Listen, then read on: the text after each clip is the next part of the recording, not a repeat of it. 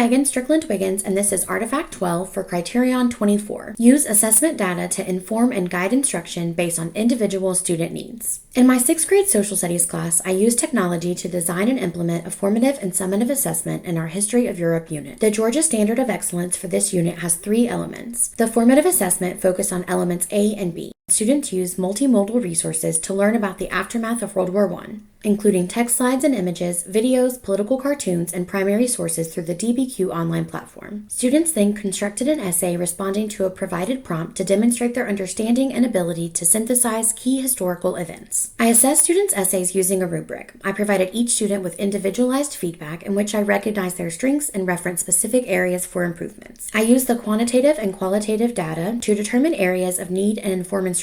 Students earning full points on the rubric moved to an extension task. Students who were scored as a 3 on 1 or more of the criterion used my feedback to make improvements to their work. Students who were scored as 1 or 2 in 1 or more criterion worked with me in a small group for reteaching and remediation. When reviewing student work, I was able to pinpoint trends and lack of understanding and connectedness between specific events. I pulled additional resources to enhance students' understanding. I also made adjustments to my original plan of instruction by providing students with a cause and effect chart to better support their understanding through considering each event separately and then making small connections before attempting to link all of the key events together to formulate their essay.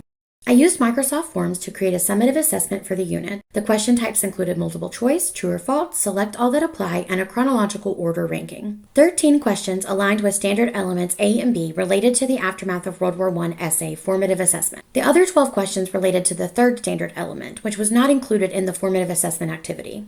I created multiple visual representations of the summative assessment student data to guide my analysis, including reviewing disaggregated data by ELL students and students with IEPs. From an analysis of the summative assessment data, I was able to make inferences related to the effectiveness of the formative assessment for standards element A and B, as well as the impact of the adjustments I made to instruction as a result of my analysis of students' formative assessment work products. I also identified the 3 most missed questions on the summative assessment, which were related to element C of the standard. A similar formative assessment was not utilized for element C, which may be responsible for lower student performance on these questions. Because of this, moving forward, I will more frequently use formative assessment activities for and of learning that emphasize students making meaning from the information as opposed to a focus on memorization. A consideration for future instruction based on the most commonly missed questions is to include more visuals and audio options as part of the multimodal resources. This will serve to enhance students' understanding of high-level concepts with a particular focus on students with IEPs and English language learners.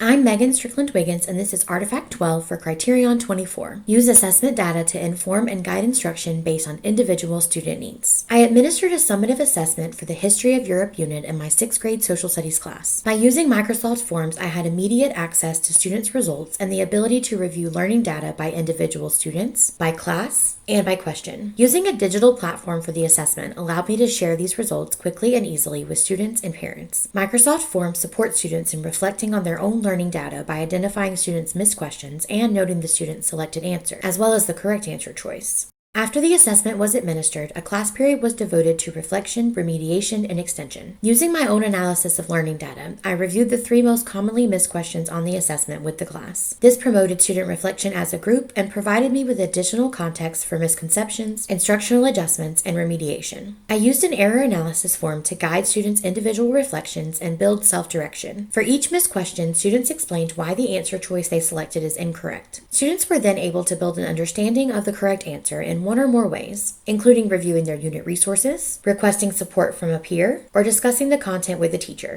As students completed the error analysis form, they identified areas of their notes and study guide that aligned with each missed question, further customizing remediation and empowering students to guide their own review for the reassessment. After reassessing, students compared their results and reflected on the effectiveness of their self-directed review.